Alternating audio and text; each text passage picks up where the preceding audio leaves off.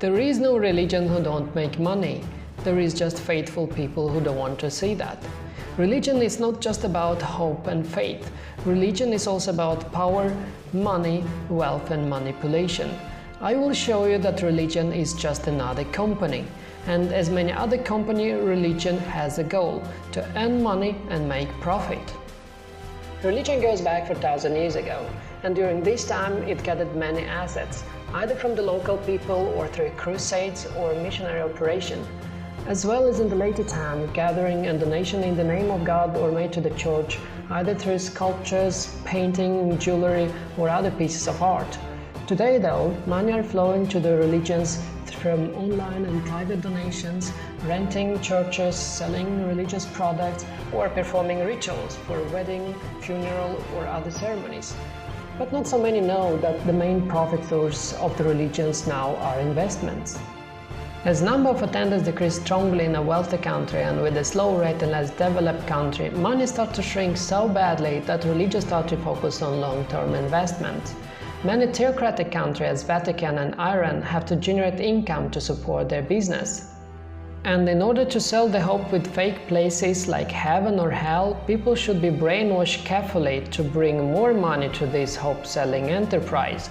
They don't want you to save money or go to Samsung or Volvo, who actually give you in exchange for your money some real stuff that you can hold and not some invented stories.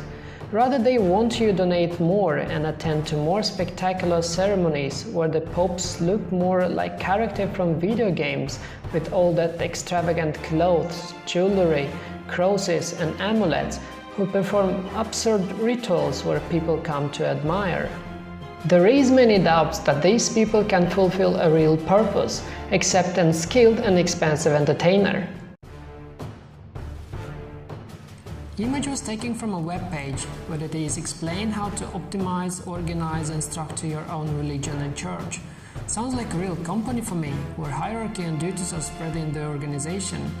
I gave it a try on Google search engine to find out more, so I typed how to increase attendance at church.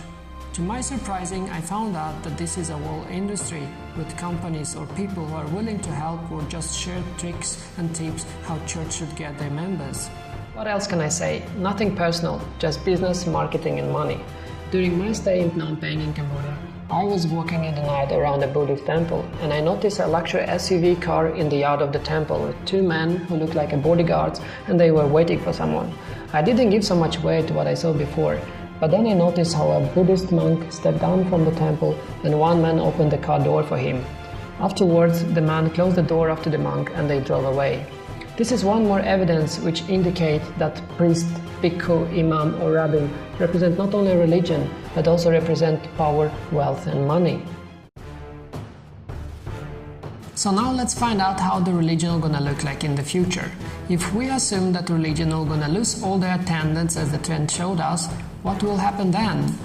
Most likely that the religions are gonna change their business plan from getting money into making money. And how you do that without any employees?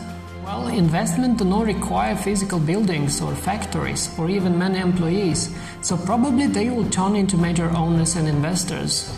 According to the Reuters report in 2015, the Archdiocese of Chicago alone had over $2 billion invested in stocks and bonds, more than $100 million in oil and gas stocks.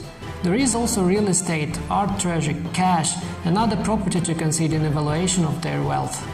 I can just imagine the worth of the biggest religion in Europe and Vatican, where the worth can easily exceed 1 or 2 trillion euros and nothing is taxed. The amount of money flow and assets in religion business is underestimated, and they pay a ridiculously small amount of taxes or don't pay taxes at all. One study showed that religion is worth more than Google and Apple combined. If churches paid taxes, we could end the world hunger. The UN estimated we could end world hunger for $13 billion a year. The Georgetown University study found that religion is worth $1.2 trillion in the US alone. If taxed, the revenue would bring much more than $13 billion. So why still religions don't pay taxes?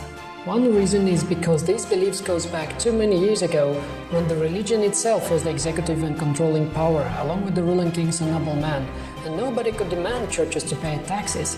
It would be the same as today to demand taxes on revenue from the tax authority. But in this case, tax authority gather money and distribute whatever need is, in comparison to the religion who just collect but never give back. The second reason could be as simple as lobby and corruption, where formal proposals never reach debating topics and new tax laws. And as fast as people realize that supporting churches is the same as supporting company, the more time and resources they will have to focus on other important things. That's it for this topic. If you enjoyed, make sure to click subscribe button and see you next time.